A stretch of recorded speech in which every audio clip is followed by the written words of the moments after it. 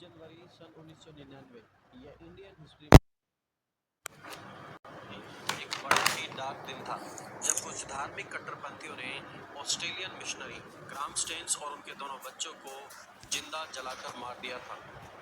India की यह घटना all over the world India को शर्मसार करने वाली घटना थी जिसकी निंदा पूरी दुनिया ने की। लेकिन परमेश्वर का सामना भला कौन मनुष्य कर सकता है, और जब सताने वाले पुलिस को परमेश्वर बदल सकते हैं तो वो ग्राहम स्टेन्स के हत्यारों को भी बदल सकते हैं, और ऐसा ही कुछ प्रभु ने किया भी।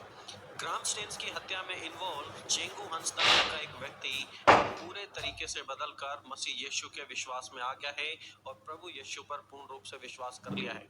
अब यीशु को अपने जीवन का वो मुक्तिदाता मानता है और चेंगू परमेश्वर की आवाज को उसने लिटरली सुना, और आज वो सभी को यीशु मसीह के बारे में बताते हैं, और वो साथ ही साथ ग्राहम स्टेन्स के साथ उन्होंने क्या किया था उसके बारे में भी बताएंगे। चलिए हम देखते हैं। मुझे आकाश से कुछ वाणी सुनाई दे रही थी। एक बात सुनाई दे रही थी, वो जंगल के बीच। उसके बाद जैसे अगर क्रिश्चियन घर को जाऊंगा तो बच जाऊंगा। ये जो पादरीपुरा जो की हत्या की गई थी वहाँ, उस केस में मैं भी था। मैं को मिला इसी जगह पे पहले यह दीवार नहीं थी। इस जगह पे एक जीप था जिसमें ग्राहम स्टेन्स और उनके दो छोटे छोटे बच्चे थे जिनका नाम फिप्स और तिमोथी यही गाड़ी में सो रहे थे। ये चर्चा खुलता नहीं है ना। हाँ, आइए आगे सुनते हैं उन्होंने क्यों मन परिवर्तन किया। मन परिवर्तन करने के बाद आज वो कैसे है। दोस्तों, चेंगू की पूरी गवाही को हम जानने वाले हैं इस वीडियो में, लेकिन उससे पहले चलिए मैं ब्रीफली आपको ग्राहम स्टेन्स की पूरी स्टोरी बता देता हूं कि आखिरकार वो कौन थे और उनके साथ क्या हुआ। हम उसे सुनते हैं, फिर उसके बाद चेंगू की पूरी गवाही को हम सुनने वाले हैं। 23 जनवरी सन 1999। दोस्तों, यह वो दिन है जिसे भारतीय मसीह इतिहास में एक बड़ा ही डार्क दिन माना जाता है, क्योंकि आज से तकरीबन पूरे 25 साल पहले जनवरी 23, 1999 में ग्राहम स्टेन्स के परिवार को उड़ीसा में जलाकर मार दिया गया था, जिसमें शामिल थे ग्राहम स्टेन्स और उनके दोनों बेटे फिलिप और तिमोथी, जिन्हें उड़ीसा के मनोरपुर में जिंदा जलाकर मार दिया गया था। ग्राहम स्टेन्स और परिवार ऑस्ट्रेलिया से आए क्रिश्चियन मिशनरीज थे जो कोढ़ से पीड़ित लोगों के बीच सेवकाई करते थे। उन्होंने एक लेप्रेसी होम स्टार्ट किया जिसका नाम था मयूरभंज लेप्रेसी होम, जिसमें कोढ़ से ग्रसित लोगों का इलाज किया जाता था। दोस्तों, यदि आपने कभी किसी कोढ़ी को देखा होगा तो आप जान पाएंगे कि कोढ़ कितनी डरावनी और कितनी घिनौनी बीमारी है, और ऐसे लोगों के बीच में सेवकाई करने के लिए, उनके बीच में रहने के लिए बहुत बड़ा दिल चाहिए, और सिर्फ परमेश्वर के लोग ही ऐसा कर सकते हैं। ऐसे लोगों के बीच में ग्राहम स्टेन्स और उनका परिवार रहता था, और ऐसे लोगों के बीच में वो रहकर अपनी सेवकाई को करते थे, और सन 1965 से लेकर सन 1999 तक वो ऐसा करते रहे। ग्राहम स्टेन्स ने उड़ीसा में रहते हुए, क्योंकि वो दूसरे लोगों से मिलते थे, तो दूसरे लोगों से मिलने के कारण वहाँ की उड़िया लैंग्वेज भी सीख ली, और वहाँ के लोकल लोगों के लिए रोजगार के साधन भी जनरेट किए। लोगों को चटाई बनाना, रस्सी की टोकरी बनाना और पत्तों से हैंडीक्राफ्ट बनाना यह भी सिखाया, ताकि लोकल लोगों को रोजगार मिल सके और वो खुद कमाकर अपनी इनकम जनरेट कर सके। उनके लेप्रेसी होम में रहते हुए बहुत से लोग कोढ़ से ठीक हो गए। अब होता ऐसे था कि जब किसी को कोढ़ हो जाता तो उन्हें गांव से निकाल दिया जाता था, उन्हें परिवार से निकाल दिया जाता था, और वो लोग ग्राहम स्टेन्स के पास लेप्रेसी होम में आते और वहां पर उन्हें ट्रीटमेंट दिया जाता था, और उस ट्रीटमेंट की वजह से और उस केयर की वजह से बहुत सारे लोग कोढ़ से मुक्त हो जाते थे। 23 जनवरी सन 1999 में ग्राहम स्टेन्स अपने दोनों बेटों फिलिप और तिमोथी के साथ एक कैंप में जा रहे थे, और उसी दौरान तकरीबन 50 लोगों की एक भीड़ हाथ में कुल्हाड़ी लिए और घातक हथियार लेकर आए, और ग्राहम स्टेन्स और उनके परिवार पर उन्होंने अटैक किया। जब वो इन अटैक्स के कारण बेहोश हो गए तो उन तीनों को उठाकर उनकी गाड़ी में डाल दिया गया और उस गाड़ी में आग लगा दी गई। ऐसा कहा जाता है कि ग्राहम स्टेन्स ने बहुत गुजारिश की और बहुत ही ज्यादा उन लोगों के सामने गिड़गिड़ाए कि एटलीस्ट उनके दोनों बच्चों को तो छोड़ दो। उनके बच्चों की उम्र, एक की उम्र थी 10 साल और दूसरे की उम्र थी 7 साल, लेकिन उन्होंने किसी को भी नहीं छोड़ा और उन तीनों को गाड़ी में बंद करके उस गाड़ी में आग लगा दी। उन्होंने बचने की काफी कोशिश की पर वो असफल थे। इस पूरी की पूरी घटना के पीछे जो आरोपी पाए गए वो थे हिंदू धार्मिक संगठन के लोग। बजरंग दल के लोगों पर आरोप था कि उन्होंने ग्राहम स्टेन्स और परिवार के लोगों को कन्वर्ट वो लोग कर रहे थे, इसलिए उन्हें और उनके बच्चों को मार दिया गया। लेकिन ग्राहम स्टेन्स और उनके बेटों की मौत के बाद जब एक इन्वेस्टिगेशन हुई तो इन्वेस्टिगेशन के द्वारा एक रिपोर्ट सबमिट की गई जिसमें बताया गया था कि ग्राहम स्टेन्स ने कभी किसी का कोई धर्म परिवर्तन नहीं किया वो, बल्कि लोगों के साथ पूरा का पूरा स्टेन्स परिवार एक सेवा भाव के साथ काम कर रहा था। उनकी मौत के बाद यह मुद्दा एक पूरा का पूरा इंटरनेशनल हेडलाइन बन गया, जहां पर अमेरिका से ह्यूमन राइट्स की ओर से इस पर कार्रवाई हुई और 1999 में मौजूद प्रधानमंत्री अटल बिहारी वाजपेयी जी ने इस घटना को अमाननीय बताकर जल्द से जल्द आरोपियों को सजा देने की बात कही। जो कुछ हुआ है वो एक बड़ा जघन्य कृत्य है। वो हमारा शर्म से झुकाने वाला काम है।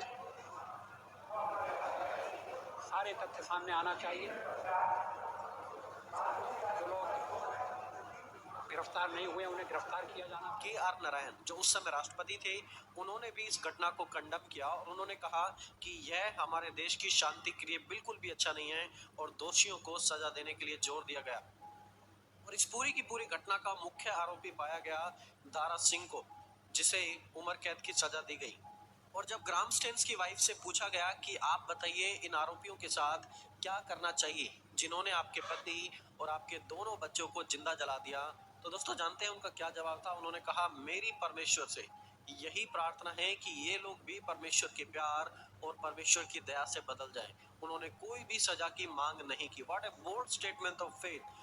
Of course, we're deeply shocked, we're deeply hurt, and since we have come to know the cruelty with which this took place, I'm deeply saddened.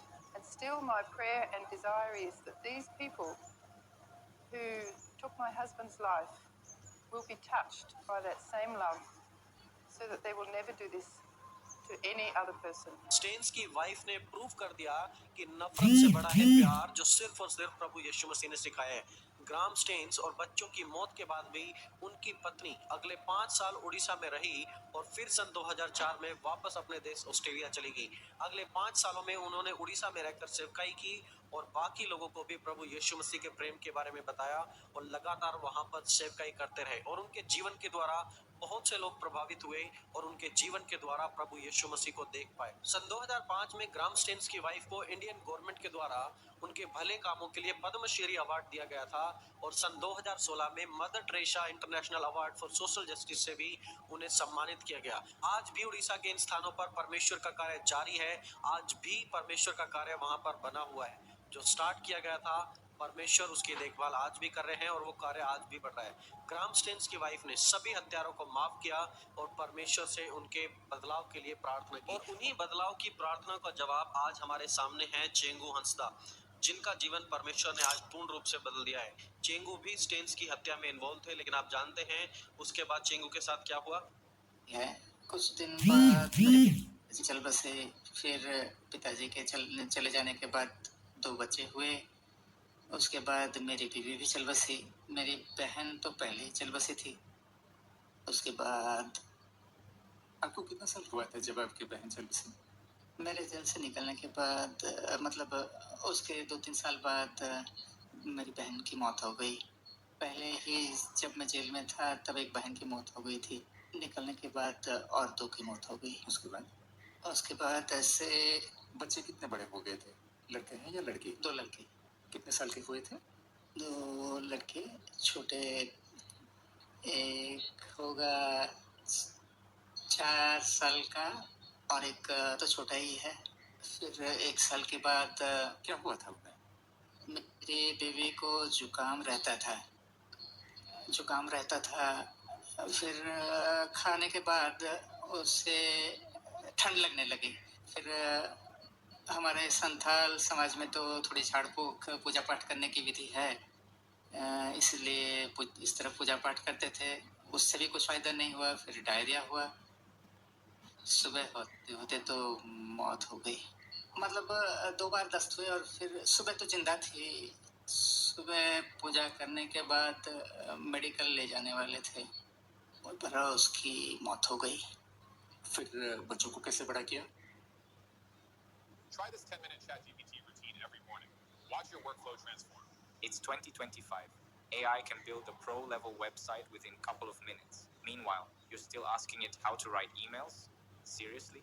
You've got one of the most powerful tools ever invented sitting right in front of you, and you're barely scratching the surface. Tomorrow, we kick off the 28-day AI challenge for beginners over 40. Just 15 minutes a day to level up. In 1 week, you'll feel unstoppable. In 2 weeks, you'll have your strategy. In a month, you'll wonder why you didn't start sooner. Tap the screen to join us.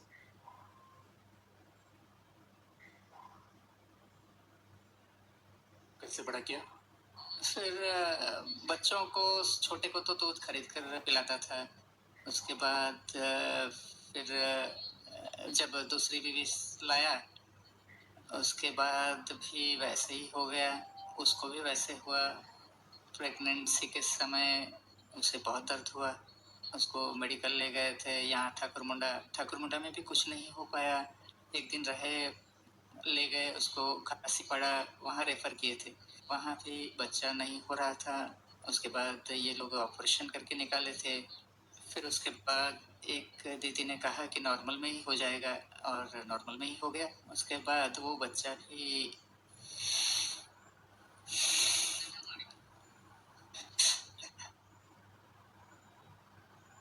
मर गया, छोटा सा। ऐसे ही मेरे जीवन में बहुत कुछ हो गया। चेंगू खुद इस बात के बारे में बताते हैं कि पहले तो वो हत्या के बाद जेल में गए, जेल में उन्होंने सजा भुगती। फिर उसके बाद उनके पिता की मौत हो गई। उन्होंने शादी की तो शादी के बाद उनकी पत्नी की मौत हो गई। दूसरी शादी की तो दूसरी पत्नी की भी मौत हो गई। माँ की मृत्यु हो गई, और इस प्रकार उनके परिवार में हर एक व्यक्ति की मौत हो गई। चेंगू अपने जीवन में पूरे तरीके से टूट चुका था, और फिर उसी टाइम पर उसे प्रभु यीशु की आवाज सुनाई देती है। आकाश से कुछ वाणी सुनाई दे रही थी। एक बात सुनाई दे रही थी, वो जंगल के बीच। उसके बाद जैसे अगर क्रिश्चियन घर को जाऊंगा तो बच जाऊंगा। आज चेंगू ये वही व्यक्ति है जो एक बार ग्राम स्टेन्स की हत्या में इन्वॉल्व थे। आज चेंगू अपने मसीह विश्वास को किसी से नहीं छुपाते।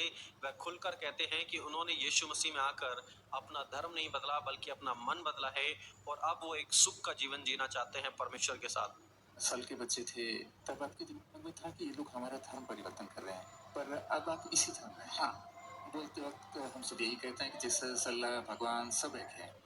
आप भी हिंदू थे, संथाल थे, अब आप क्रिश्चियन धर्म में अपनी मर्जी से आए हैं। किसी ने दबाव नहीं डाला, खुद आपने लिया है। अब आप कैसा महसूस कर रहे हैं? क्या आपके अंदर आ रहा है कि धर्म बदलने के बाद जिस बात में आप भागीदार थे, अब क्या आपको क्या लग रहा है, कैसा फील कर रहे हैं? अब पछतावा तो हो रहा है, जैसे पहले पाप किया था, अब बहुत ज़्यादा पश्चाताप हो रहा है। ये जो छोटी छोटे बातों पर हमारा हिंदू धर्म और संथाल समाज में भी छोटे बातों पर किसी के साथ मारामारी, ये सब जो हो रहा है, ये सहा नहीं जा रहा है। कौन कर रहा है ये सब? ऐसे पहले जो थे, अब लेकिन मुझे पछतावा हो रहा है। ऐसे थे हम, अब मन परिवर्तन हो चुका है। अब मैं शांति से हूँ। जब आप बार